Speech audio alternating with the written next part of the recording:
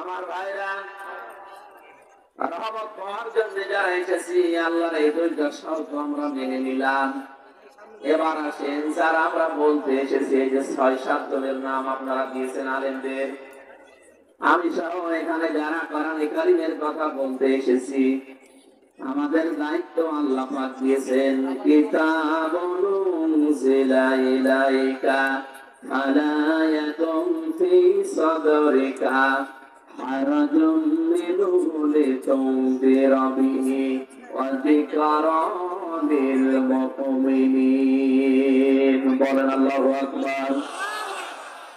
সূরা আরাফের ভেতরে আল্লাহ জানিয়েছেন, একটা কিতাব আপনাকে আমি দিলাম, ফালা ইয়াকুন ফি সাদরিকা হারাজুম মিনহু লিতুনযিরা বিহি।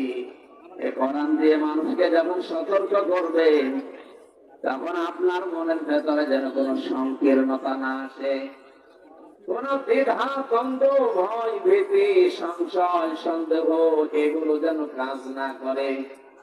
যিকরানিল মুমিনিন, কোরআন মুমিনদের জন্য উপদেশ। বলেন সুবহানাল্লাহ।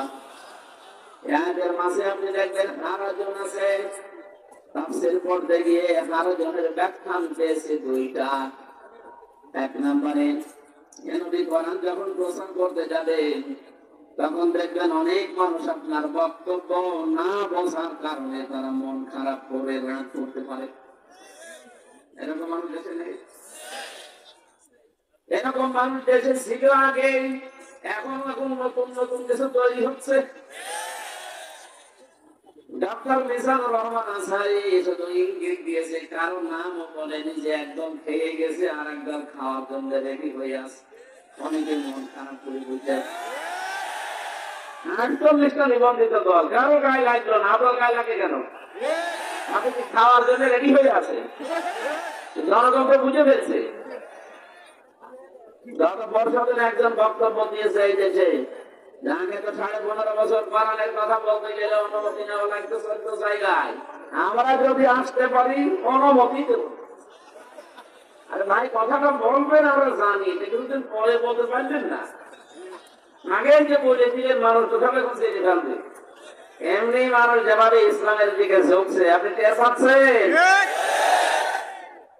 গত পরশুদিনের বক্তব্য তারেক জিয়া সাহেবের, যে জনগণ যদি একবার আবার খেতে চায়, কিসের নাম নিয়ে চলেন আপনি? বাবার নাম পর্যন্ত ভরিয়ে ফেলবেন না। এই জন্য আমরা সাবধান। আপনি আন্তর্জাতিক জরিপ গুলো লক্ষ্য করবেন। আগস্টের 5 তারিখের আগে ঢাকার মানুষ তো শিক্ষিত মানুষ। আগস্টের 5 তারিখের আগ পর্যন্ত বাংলাদেশে 100 জনের মাত্র 15 জন চাইতো এদেশে কোরআন কায়েম হোক। কজন? মাত্র 100 জনের 15 জন। আপনি জানুয়ারি মাসের জরিপ খেয়াল করেন, ভয়েস অফ আমেরিকা এবং আমেরিকার গোয়েন্দা বিভাগের সংস্থা যতগুলো কাজ করে বিশ্বে, বিশেষ করে মাইক্রোসফট, সব খ্রিস্টানরা চালায়, ইহুদিরা চালায়।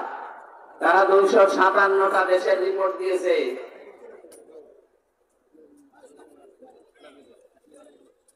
বাংলাদেশ সম্পর্কেও তারা রিপোর্ট দিচ্ছে। এই দেশে আর 100 জনের 115 জন মাত্র না, এখন 100 জনের ভেতরে 58 জন মানুষ চাচ্ছে কোরআন কায়েম হোক। 4.5-5 মাসের ব্যবধানে যদি 15 থেকে 58 হয়ে যায়, আপনি আর 5 মাস যেতে দেন। আমার মন দেখে বলছে, এদেশে 100 জনের 100 জন মানুষ চাইবে এদেশে কোরআন কায়েম হোক। গত কয়েকদিন আগে আমি জামাত ডাক্তার শফিকুর রহমান হাফিজাহুল্লাহ, উনি গিয়েছিলেন গাইবান্ধা। ওখানে ওনার আগে একজন হিন্দু পুরোহিত ঠাকুর বক্তব্য দিয়েছে। উনি বলছে, এই দেশে যদি কোরআন কায়েম হয়, আমরা সবচাইতে বেশি নিরাপদ থাকবো। এর পেয়েছেন একটা হিন্দু পুরোহিত ঠাকুর যদি কথা বলে, বাকি মানুষের অবস্থান কোন দিকে? এই জন্য উনি ইঙ্গিত দিল, আর আপনি বুঝে ফেললেন যে না, আমাকেই বলছে। আপনি এত বড় জ্যোতিষী, আমার হাতটা দেখে বলবেন তো কি হবে সামনে। সুতরাং এই জ্যোতিষী গুলো আমার মনে হয় একটু থামা দরকার, নয়তো ক্ষতি হয়ে যাবে আপনার যাবে। আমরা বলতে চাই কোরআনের কথা শোনার পরে না বুঝে যারা মন খারাপ করে, ওই জামানায় ছিল, এখনো আছে, ভবিষ্যতেও থাকবে। আমরা যেন তাদের ভেতরে পড়ে না যায়। দ্বিতীয় নম্বর হারজনের ব্যাখ্যা পেয়েছি আমি আবহমান কাল থেকে। অনেক মানুষ এই দেশে ইবাদত মনে করে ইসলামকে অনেক কিছু, অনেকে নিয়ম নীতি নিজেরা বানিয়ে ইসলাম বলে চালিয়ে দেয়, অথচ ওইটা ইসলাম না।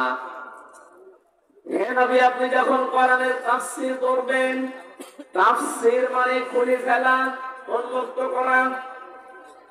এই পরিবার, সমাজ এবং রাষ্ট্রে, এই পৃথিবীতে যারা আবরণ দিয়ে নিজেদেরকে ঢেকে রেখেছে, জুলুমের আবরণ, শিরকের আবরণ, কুফরের আবরণ, সর্বোপরি বেদাতের আবরণ দিয়ে তাফসীর করলে যেহেতু আবরণ খুলে যাবে, জাতি তখন টের পাবে এটা জাতির সর্বনাশকারী।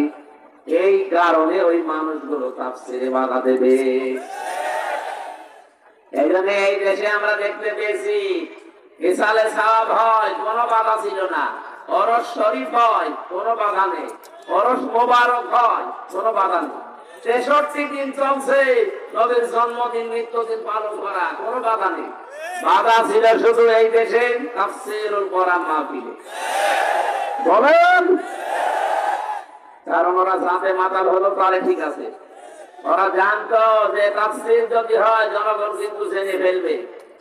এই জন্য তাফসীর মাহফিলে সবচাইতে বেশি বাধা দিয়েছিল ওই জামানায় আবু জেহেল। কে? আরো জোরে বলেন। রব্বুল আলামিন ওর কথাটা কোরআনে কোট করেছেন। আল্লাহ পাক জানাতে চেয়েছেন আবু জেহেল হয়তো 1500 বছর পরে বাংলাদেশ নামক একটা দেশে থাকবে না, কিন্তু ওর পেটার তারা থাকবে। আবু জেহেল যা করেছিল কোরআনের সাথে, ওর পেটার তারা ঠিক তাই করবে। ওরা ওই সময় বলেছিল ওয়াল গাউফি, শোনা তো যাবেই না। কোরআনের আয়োজন হলে সেখানে হট্টগোল করে, মারামারি গন্ডগোল করে বন্ধ করে দাও। লাআল্লাকুম তাগলিবুন, আশা করা যায় তোমরা বিজয়ী হবে।